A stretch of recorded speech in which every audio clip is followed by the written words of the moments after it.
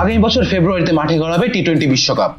এর আগে আয়ারল্যান্ডের পক্ষে চলমান সিরিজ প্রস্তুতির শেষ মঞ্চ বাংলাদেশের জন্য। সেখানে শুরুটা ভালো না হলেও করে দাঁড়িয়েছেন লিটন দাসের দল। শেষ ম্যাচ জিতে সিরিজ জয়ের আত্মবিশ্বাস নিয়ে বিশ্বকাপে যেতে চায় বাংলাদেশ।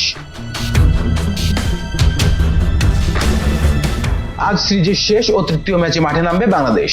এর আগে ম্যাচ পূর্ববর্তী সংবাদ সম্মেলনে এসে কথা বলেন বাংলাদেশের pace bowling coach Shane Tait. তবে আয়ারল্যান্ডকে সমীহ করেছেন সাবেক অস্ট্রেলিয়ান এই পেসার। টেইট বলেন, আমাদের চিন্তাভাবনা খুব বেশি জটিল করার প্রয়োজন নেই। আমার মনে হয় আমাদের ভালো ক্রিকেট খেলা এবং ম্যাচ জেতার দিকেই মনোযোগ দেওয়া উচিত। যখনই আপনি কোনো আন্তর্জাতিক ম্যাচ জিতেন সেখান থেকে কিছুটা আত্মবিশ্বাস পাবেন। বিশ্বকাপের আগে প্রায় 3 মাস আন্তর্জাতিক ক্রিকেটের বাইরে থাকবে বাংলাদেশ। যদিও মাঝখানে বিপিএল খেলবে, তবুও আন্তর্জাতিক ক্রিকেটের বাইরে থাকলেও কতটা আত্মবিশ্বাসী থাকবে বাংলাদেশ সেটি প্রশ্ন সাপেক্ষের বিষয়। তবে টেইট মনে করেন আত্মবিশ্বাসের সঙ্গেই থাকবে বাংলাদেশ। বাংলাদেশের পেস বোলিং কোচ টেইট বলেন, সিরিজ শেষে অবশ্য কিছুটা বিরতি আছে, কিন্তু সেই আত্মবিশ্বাসটা আমাদের সঙ্গেই থাকবে। আমরা যদি একটা জয় পাই সেটাই হবে সবচেয়ে ভালো বিষয়। তাই আমার মনে হয় না আমাদের এখনই খুব বেশি চিন্তা ভাবনা কঠিন করার দরকার আছে। তবে সেই আত্মবিশ্বাস পেতে হলে আগে আয়ারল্যান্ডের পক্ষে সিরিজ জিততে হবে বাংলাদেশকে।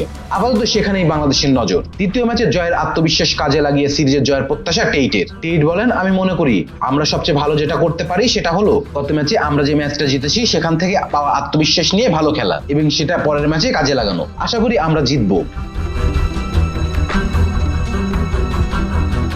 শক্তির বিচারে বাংলাদেশের বেশ পিছিয়ে আয়ারল্যান্ড। তাদের পক্ষে খেলে কতটা বিশ্বকাপ প্রস্তুতি হচ্ছে সেই প্রশ্ন করা উঠছে। তবে প্রতিপক্ষ বিচার না করে মাঠে চ্যালেঞ্জিং বিচার করতে চান টেইট। টেইট বলেন, আয়ারল্যান্ড ভালো ক্রিকেট খেলছে, ভালো কিছু খেলোয়াড় আছে তাদের। দেখে মনে হচ্ছে ওরা বেশ গোছানো একটি টি-20 দল। আমরা একটি ভালো চ্যালেঞ্জই নিয়েছি।